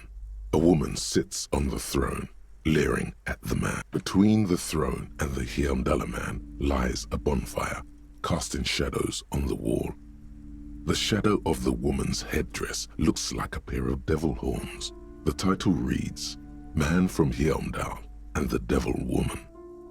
The Interesting. display rack before you is burdened under piles of Man from Hyundal novels. I gotta get out of here. My head's about to explode. Good thing the game saved. I'd A forgotten. small mountain of colorful board game boxes. There are numerous types of games for all ages. A lot of shelf space seems to be taken up by Wirral-related merchandise. Storekeep, what board games do we have here? Wonderful board games, sir. The Viticulturist is a classic for sure, or perhaps you'd like Archipelagos of Insulinda, a very educational game for those interested in geography. Browbritter is a fun game of economic competition, but can get quite intense after a while. We have games for the whole family. You can play with your children. Look, who would want to have children with me? Don't be so hard on yourself, sir. You just need to clean up a bit. And technically, friends are a bit like family. For playing with friends, I'd recommend Suzerainty. It's a civilization building game where you build a civilization, then set off to brutally colonize and repress other civilizations. It'll cost 12 real. What about all these Wurai things? Lousy auras there. No, role-playing games are popular among those types. You know, who are into those kind of things. Personally, I don't like it. Not at all. I've heard they turn people into occult enthusiasts. That they have rituals where they try to summon entities. Highly immoral stuff. You can still buy them though. Very dangerous, very dangerous. An endless variety of source books, lore books, and codices litter the table. The topmost book is titled Welkin Compendium. Second, there's also a large hardbound tome with intricate cover art, The Hunters of Katawak, Boreal Creature Compendium, and a Pick Your Path adventure game book titled Tales of Wirral, Cavern of Velkrag. Anything catch my eye? There's a box that says Wirral, 3rd edition Mega Setting Supplements Module. The side panel notes, a fantastique adventure board game, new maps and miniatures.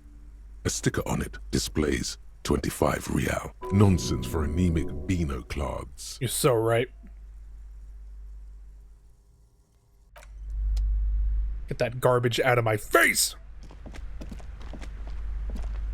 What else you got in here? Book, National Recipes of Arda. Alright. Ooh, what's this? You see a set of tattered curtains blocking the way to another room. A strange cage-like trinket dangles from the curtain. Excuse me, officer. The back room is strictly for employees only. What's behind here? Nothing. Now please go back to browsing the books. Don't you feel compelled to look at the books? The books are all you care about. Oddly enough, the more she tries to draw you away from the curtains, the more alluring they become. What's this pendant? You see some kind of charm, an irregular polyhedron assembled from bones, sticks, and straw. Ugh. Inside, a disturbing fish head with empty eye sockets stares at you. Aside from poking at it suspiciously, there is nothing else to do with the fish head charm at this time. The curtains remain shut before you. I'll ignore him for now. We'll get in there, don't you worry. These shelves are overburdened with books from the same series. You see the name Dick Mullen over a couple of spook novels hide amidst all the detective books. Thrilling tales of spycraft and daring do. Storekeep, what's this all the crime fiction? Oh, crime, robberies, murders, even sexual crimes. Oh. We're fortunate to have Dick Mullen and his stories to sort all that out. You're a police officer, apparently. You should buy all of these.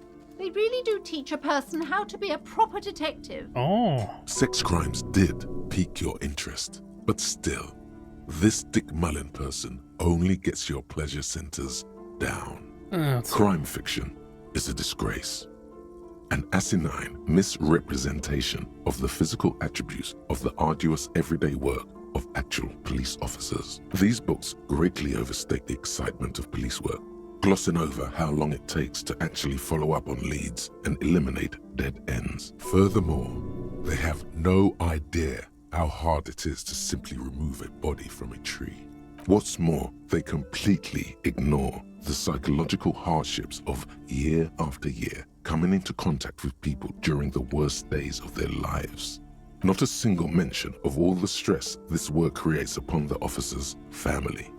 Detective fiction just doesn't tell the truth at all. Now, would you like a list of all the books found on the shelf? Sure. You see Dick Mullen on the job. Get Me Mullen, The Stalwart Adventures of Richard P. Mullen, Dick Mullen and the Murder in the Orchard, The Sordid Affair of Dick Mullen, A Killing is Declared, Dick Mullen in the Murder House, The Final Case of Dick Mullen, An Obvious Lie, Dick Mullen in the Clock Tower, The Ordeals of Dick Mullen. Good titles here. Dauntless Dick, Dick Mullen's Funeral Pyre, The Murder of Dick Mullen. He dies? Oh, no. Turns out he faked to solve a case. Any more? Yes. There's also The Dame Who Did It. Farewell, My Mullen. Faking death seems to be a common trope in the Mullen series. The Morbid Tales of Dick Mullen. A dark tide turn. Tragedy calls for Dick Mullen. Another one with fake death. And, of course, Dick Mullen, the murderer. In order to catch a murderer, Dick Mullen must become the murderer. After all this, you still haven't found the answer to the one question that matters.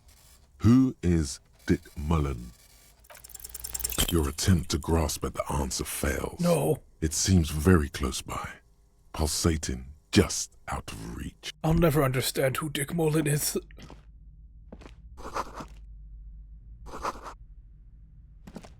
The plaque on the shelf reads, Biographies of Famous People. You see a large variety of names, none of which ring a bell. Anything to note in this shelf? I would say...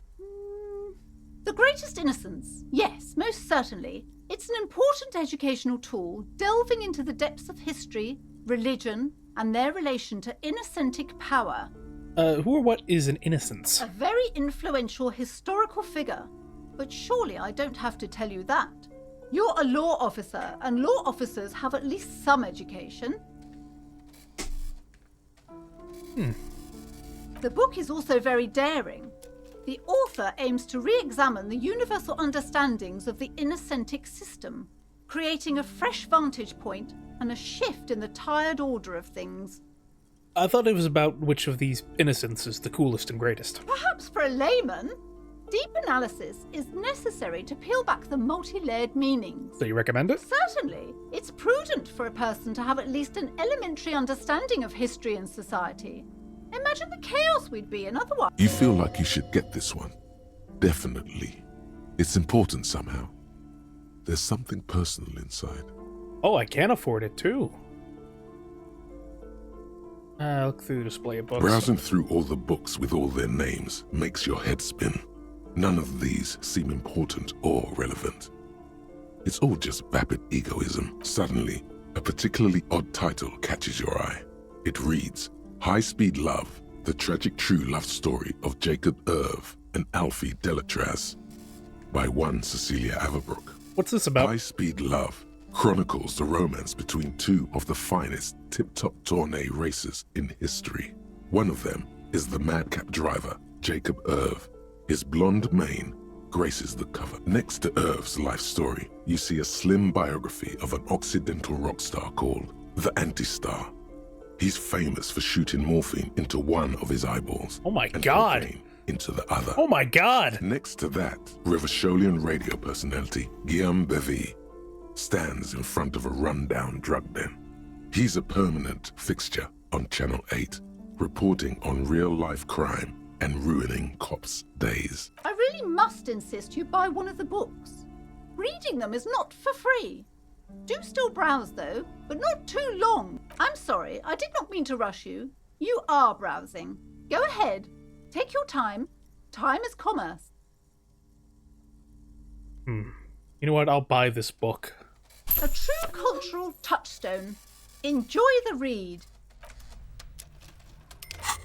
Let me take a look here. The Greatest Innocence by João Paulo Salomão Lopes de Fuego. The book is large and heavy. Let's look at this immense tome. Browsing through the various chapters, you try your best to understand the ceaseless overflow, the sprawl of names, dates, places, events historical. Most of it ends up as a twisted mass of facts inside your brain. You can do it. It'll be worth it. There's something here. Your educational survey is done. Did you catch any of that? No. Oh well. It's pop quiz time. Let's see what you've learned. This might take a few minutes. You ready? Sure. That's the spirit. Here we go. Question 1. Who was the first innocence? Dolores Day. Dolores Day. Incorrect. Dolores Day was the innocence of humanism, internationalism, and the welfare state. She codified parliamentary democracy and created modern institutions. Among these, the moral intern, she was powerful and beautiful on all her icons. Her colors are silver, white, and apricot. And when you think her name, Dolores, stomach acid rises to the back of your throat, and it hurts. You see a flash silver, a wreath, an airport bag, and blonde hair. You don't know why. Another choice, perhaps? Steer clear of this one. There's something terrible about this one. What? A strange sensation of loss. When she left the earth, the dust, and the ice, and the humans. That is unimportant to the quiz. Stop thinking about this. The morale. Yes, the quiz is impersonal. No need to rouse sensations in yourself at the mention of Dolores Day. Who was the first innocence? It wasn't Dolores Day. Was it the Sola? Incorrect. Sola was anointed during the previous century and even lived to see the current one. She was an urban planner who spoke her mind and largely left history to its own devices, encouraging people to excel on their own rather than prescribing to a deified model of history. She is often called an anti-innocent. Sola resigned after an assassination attempt by a Yugo nationalist who blamed her for not taking the side of the left during the turn-of-the-century revolutions. Innocences don't usually resign. The Care to try again? Paracarnesian? Correct. Nothing much is known about him. It's not even clear that he was a he, but Franco Negro presumed as such and called him Pius. He's depicted as a young man with molten gold pouring out of his mouth. All he spoke was gold. It's said he invented God and equality of men before God. He also introduced the gold standard as a way for measuring people's love for Aurum. As the first innocence, he declared that there should be more of those like him. It is presumed his disciples were the beginning of the Holy Party, the founding party. Question 2. Who was the strongest innocence? Easy. Everybody knows the answer to this. You, me, anybody. Oh, come on. Vespa Messina? Incorrect. Vespa Messina is not a person, but a defunct state on the southeastern coast of the Occident. It used to take up most of the peninsula before separating into the republics of Vespa and Messina. Care to try again? Dolores Day? Incorrect again. While she originated many modern institutions, launched several successful expeditions, and was even critical of the Innocentic system itself, and somehow keeps popping up in your mind, she is not often considered the strongest, even though the words most associated with her rule are l'amour, la compassion, la autodiscipline, love, compassion. Dude, I suck at this. Why'd I buy this book? Which could be seen as facets of strength. Would you like to try again? Is it from? Correct. Named the innocence of militarism, he codified hereditary rule, but at the same time ended serfdom and established the Inter-Isolari Real as the global reserve currency. He also established the concept of the nation. Oh, isn't that great? Franco Negro attempted to solve the rising tensions between the aristocracy and bourgeoisie by building a unified society in which every man has a place and a mission, but at the same time may rise to nobility provided on the strength of his virtue. Question 3. Who was the false innocence? The false what the fuck? We coming up with these now? Was it Erna? Correct. Yeah. There have been a number of counter or false innocences. Some assumed to have innocentic qualities. Some who just thought so themselves. Occasionally, they have the support of a faction inside the ecclesiastic organization. and accusations of foul play have arisen. The most famous and important of these was Ernau Pasternak. He was into torture, despotism, hymns, cannons, and world conquest, but got defeated and humiliated by Stepan the Despicable of Kedra. Final stretch. You've come so far and learned so much. This is the most important one. Question 4. Who was the greatest innocence? The most important of them all. The most precious to humankind. I don't even have to say it anymore. It was Dolores! Correct. The Mesk might see Franco Negro as the father of nations, but as of this century, there's been a great shift in attitude. Dolores Day has become widely regarded I love you, as Dolores. the greatest innocence. A most radical change to the whole fabric of the world. Everything from inter-esolary travel to the connected world to 3 consecutive scientific revolutions can be traced back to The lore her. in this game is Every crazy. decade that passes, she seems less human somehow, and more beautiful, and more beautiful, and more beautiful. Congratulations on finishing the test. The results and your subsequent grade have been calculated. You get a D, not particularly remarkable, but technically a passing grade. Not that anyone really expected better. You would have done better if you just left Dolores Day for the end. Dial the Dolores Day down a bit. Well, there's something there. Oh, what's that? Aces high. For the rest of the world, the Aces High is just a cool Revachol thing, politically neutral. In Revachol, it still holds revolutionary connotations. Also, have you looked at Lieutenant Kitsuragi's clothes? He wears a bomber jacket, just like the ones worn by aerostatic brigades, and those cargo pants could store tools for hotfixing your aerostatic. Maybe you should ask him about this. Oh shit, there's been like things about this?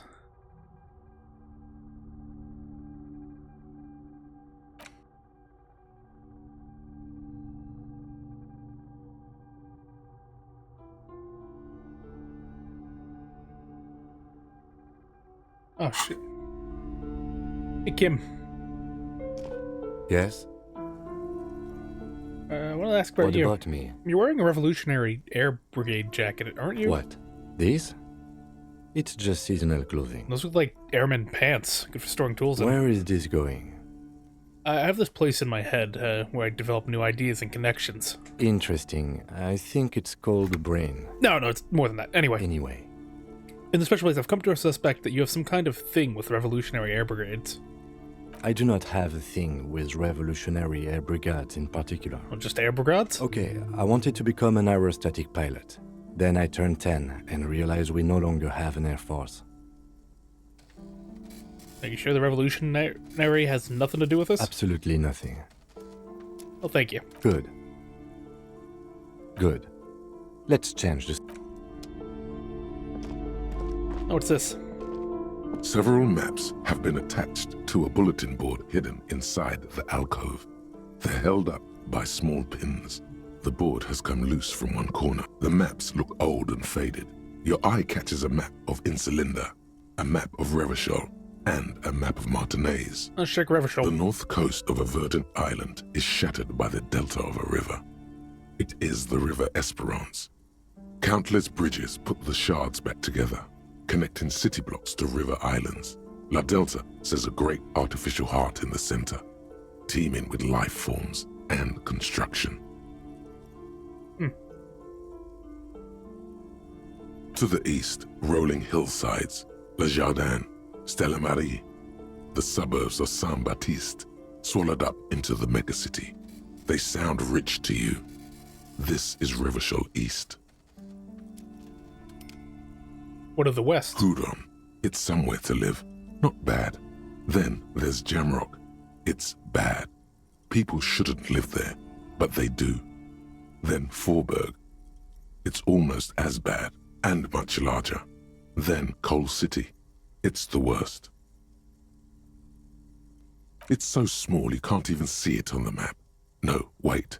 There it is, north of Jamrock, The strip of coast next to the Greater Revachol Industrial Harbour. It looks downright despondent. It's almost Coal City, to be honest.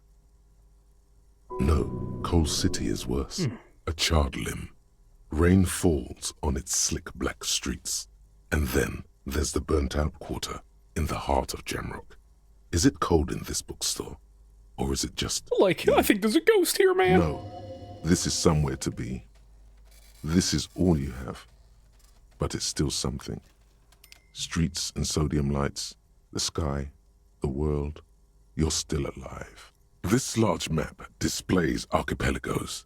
You see a constellation of small dots on the light blue emptiness of the Insulindic Ocean. The largest in the northeast is La Caillou. You are here.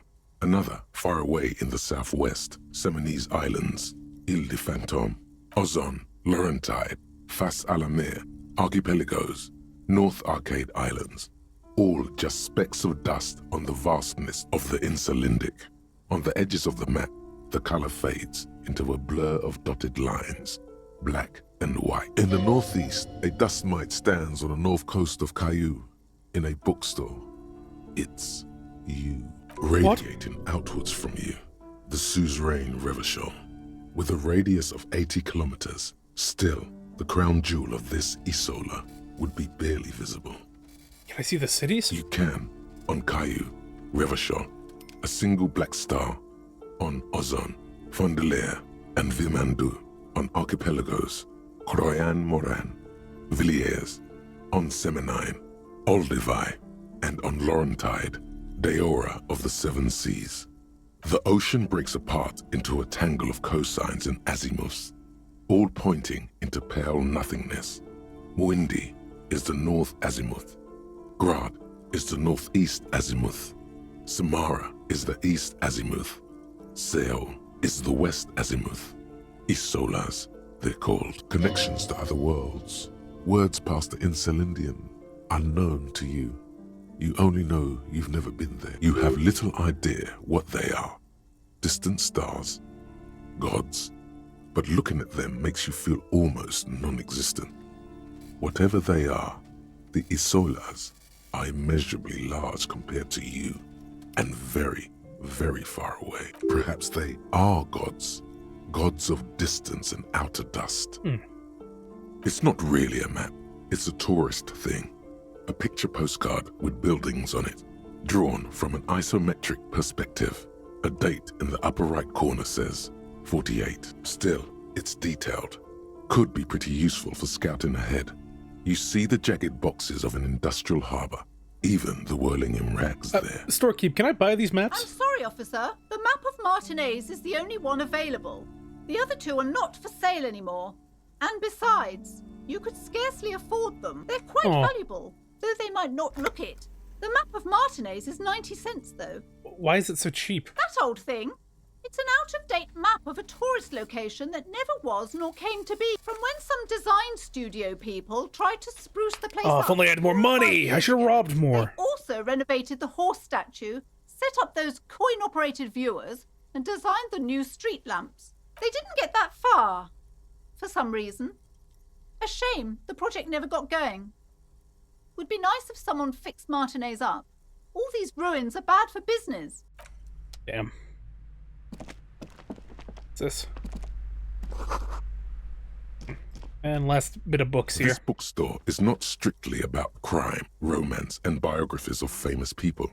There's also a wide range of paranatural literature. Oh, look through the shelf. Amidst the various books, you find one written by someone named Matthias W. Dundas.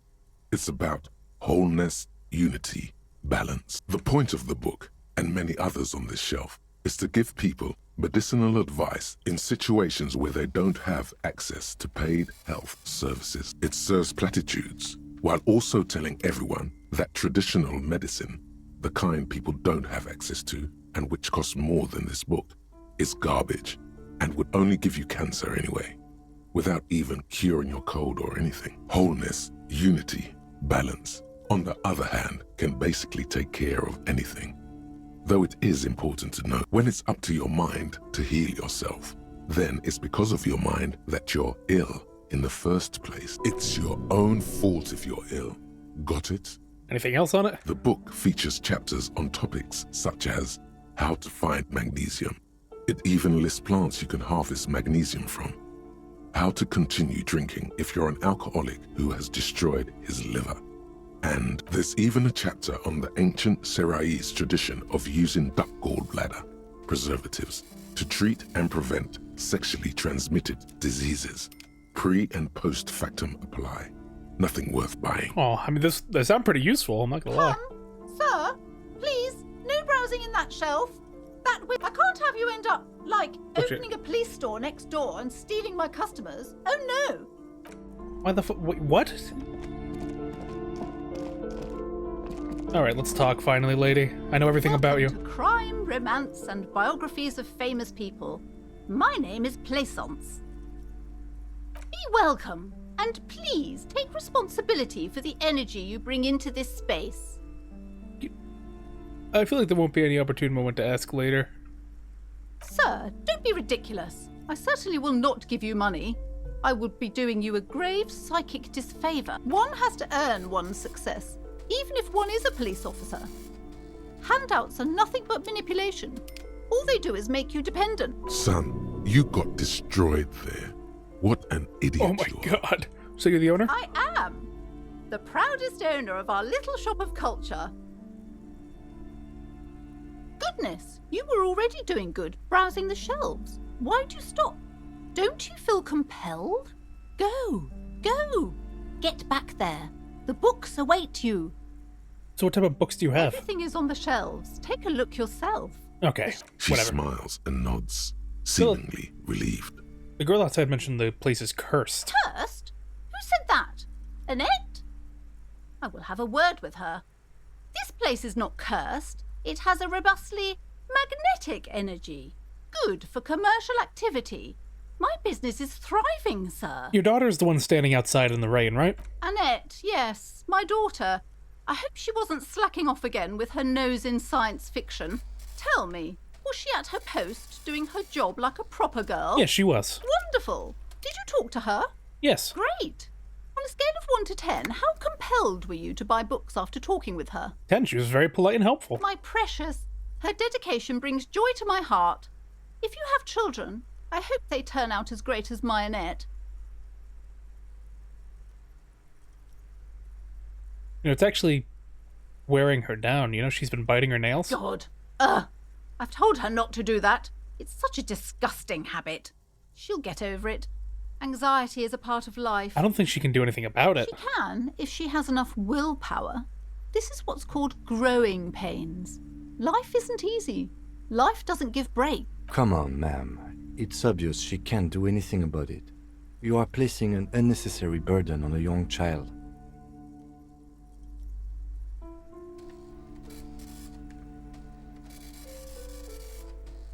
That is true, and obviously the will of the market, but maybe make an exception for your daughter.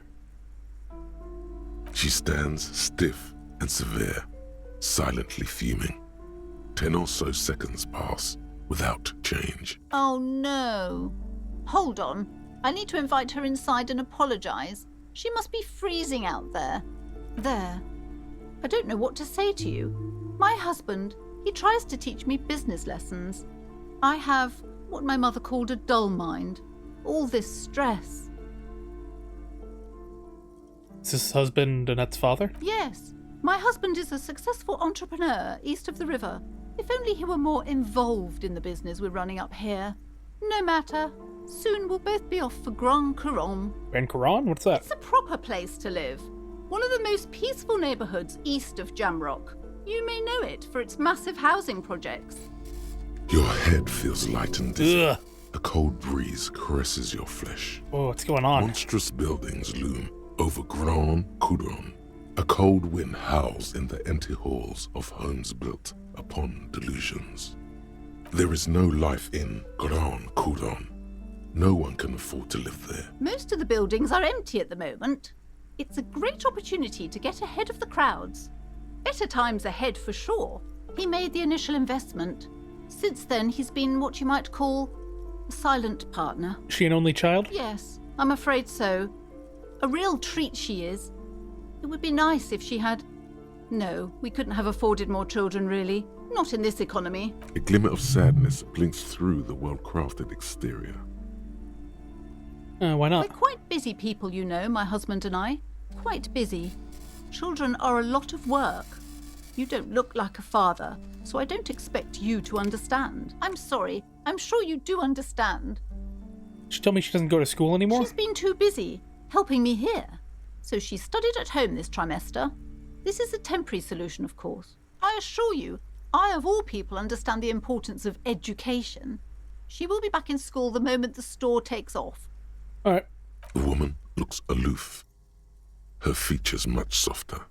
Occasionally she glances at her daughter's silhouette. All right, farewell. Hey kid, how you doing? I'm sorry, sir. I can't talk right now. I'm very busy with my homework. I have so much homework now. Out of the rain and into the gutter. What are you doing? Math. It's really difficult. Like, really. They say you need it to get rich.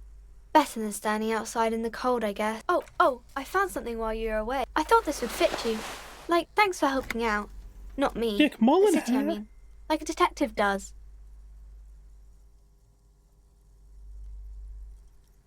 A detective hat? Yes, just like the one Dick Mullen wears all the time. You'll look way more serious with that. Right, I have to get back to my homework now, before Mum notices. Man, Thank you. This is hard. Oh my goodness. Thank you. Oh my... You're wonderful. Hi, Ace Detective. Are you here for more books? You are absolutely wonderful. You have absolutely no idea. For me, Damn. You like my Dick Mullen hat, lady? You jealous? Hello again, esteemed officer. Phew. Should I look back here? the curtain. Nothing. Oh, Oddly enough, the more she tries to draw you away from the curtains, I'll pull them open. just as you're about to pull apart the curtains, the petrified voice of the shop owner cries out once more. sir, don't touch that. I told you it's off limits for the customers. Parapsychologically speaking, we're done if you decide to open them. I won't be held responsible for the consequences. It's too dangerous. She looks away, mumbling. Why is everyone always messing with the curtains? Why can't they just buy books like normal people? Is it about the curse? That's why you're afraid? No, it's just a storeroom for the employees, I told you. Now please step away from the curtains. I'm a police officer. Why? It's not like anyone was killed there. I am sorry, I don't mean to be so impolite. Just please don't go there. I can't allow that. You'll only make things worse and unleash the powers. The powers? It's calling to me. You do? My God, even more reasons not to mess with the curtains. Just step away, dear sir. You can't stop me. I'm going in. No! Please just talk to me, officer. Come here and let's talk this through before you decide to do anything extreme. Lies. Rip them open, we say. The curtains, tattered with age and covered in dust, hang before you, as if taunting you. All right, I'll let you talk first. But those curtains are getting open, whether you want it or not. Hello again, esteemed officer. Why do you and care about the welcome curtains? I already told you. It's just a storage room for employees. I don't understand why it's so important to you. Just let it go, officer. Go buy some goddamn books. You're supposed to be drawn to the books. Why do you have a weird trinket on it then? It's just for decoration. Okay, fine. It's because this place is cursed. Just like Annette said, they don't call it the doomed commercial area for nothing. Are you happy now, officer? Happy that you've ruined everything? Host of hosts, she prays. Guard me and my honest business venture from the curse that lurks behind the curtains. How does it manifest The itself? curse is so much worse than you could imagine. It's a disease, eating at the very foundation. It's the curse of financial distress, of ruin and bankruptcy. Okay, what does that mean? Everyone knows that all the previous companies in this building have sooner or later declared bankruptcy, and their malicious spirits are still here, feeding off bad business practices and disappointing income statement. There's something wrong with this building, I can tell you. Ever since I arrived, I've sensed an eerie, lingering presence, as if I was unwanted here. Have you sought help from anyone? Yes, I've contacted numerous parapsychologists, and even a pair of Simonese mediators. They provided me with the wards. The wards help to keep the doom at bay and protect us against the darkness that lies further in the building. Even though now I fear, it's not enough. Why didn't you just tell me? It's not good to talk about the curse, not in detail. The negativism, it's dangerous. Talking about the void wraiths angers them. Such wraiths may prove a formidable enemy. Suit up. Is your pendant part of the wards as well? Oh, this? No, it's a special Himian amulet, blessed by desert pygmy shamans with a spell of compulsion. It's to compel people to buy books. There are numerous spells cast throughout the store. I had the books anointed with a different inducement spell, for example. It's guaranteed to boost sales 15%. I could investigate the case for you. Most certainly not. I don't want anyone who's not familiar with the psychic arts to get involved in this mess. Stay away. Leave the spirits be, so they can return to their slumber. Slither Nice. up to her, you silver-tongued fiend. Show her what world-class perfidy looks like. And I came here to help. I've handled paranatural situations before. Are you sure? Don't think I haven't seen charlatans before. I've returned from the void, a paradetective from a long line of You're paradetectives. no paradetective. You look nothing like one. And you're clearly a drinker. Pardon me for being so blunt, but... Hey now, hey. You need the booze to focus, or the lieutenant keeps his usual stony calm. He silently picks out his notebook. Go ahead then. Rock her world, he thinks. I'll compose some notes. I admit I've had my share of drinks, but only because the spectral realm is parapsychologically taxing. How do you know all this? Here we go. I'm a void revenant. I have the powers to debad all the bad energies. I should have realized. A pattern lies within the fabric. The hand of fate guides us. Our meeting couldn't have been mere chance. Of course not. But I am not the only one at risk. I have to think of my daughter. You are certain you can help us? Keep us safe? I can't allow any collateral damage to hit us. The phantoms are no match for me. If you promise, good officer, then you might be our last hope. Do you swear it? On my honor. Sir, there's one more thing I haven't told you about yet. The entity. Do not act surprised. You know of these things, sire. The entity. Yes, a malignant entity that lives inside the chimney. It takes the form of a woman. A witch, most likely. She, or it, must be connected to the curse somehow. The passage between heaven and hell, of course. Yes. That chimney is part of the building's central furnace, and it's enormous. She has barricaded herself behind some metal security curtains. God knows what she's doing there. Some unnatural magic, I assume. You should go find the entity and ask what happened to all the companies in the building. What is the source of this curse? Here's the key to the warded door behind the curtains. Take it. Oh, and please do return to me after you've looked round. I'm quite anxious to know what she has to say about the curse. What you discover in there. Okay, but please, only a few... The woman looks... Here we go. Let's investigate. You see a set of tattered curtains blocking the way to another room. A strange cage-like trinket dangles from the curtains. Pull them open. You see a dimly lit room full of dusty furniture and trash. A doorway stands in the back, covered in dozens of scary little cage-like trinkets, your shadow looming over it like an omen. Oh! Okay. Good thing I have my handy-dandy flashlight to help me.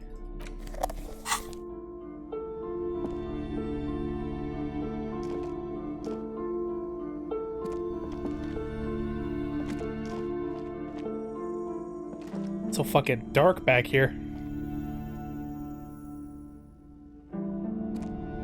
A heavy door with a missing handle stands before you, covered in dozens, if not hundreds, of little oddly shaped trinkets and charms.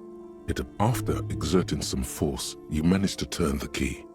It's eerily silent. The door slides slightly open, letting a draft of cold air into the room. You feel the tiny hairs on the back of your neck rise up, as if someone's standing right behind you. An uneasy knot forms in the pit of your stomach. What is this? Outside, the wind howls in from across the bay. The building at Rue de Saint-Ghislain stands like a matchbox on its side, with men inside like little wooden sticks ready to catch fire. A panicking woman squeezes the pendant around her neck until it leaves a mark inside her palm. A man, a few meters away, stands frozen with a key in his hand. Somewhere inside, a spider is spinning its web. Let's do this, man. The workout room? What is this place? Looks like a gym to me. Yes, but no one's been here in ages. I doubt the electricity still works. Good thing we have a flashlight on us. Some specks of dust shimmer in a ray of streetlight falling from the window. Other than that, the room is dark. An eerie feeling rises in your chest. Sure, it's just a regular abandoned house. Nothing mysterious here. Alrighty, I think that's where I'm going to end it here for today. When we come back, we will investigate the mysterious back room and maybe get a little bit of an answer. But until then, stay creepy, cultists.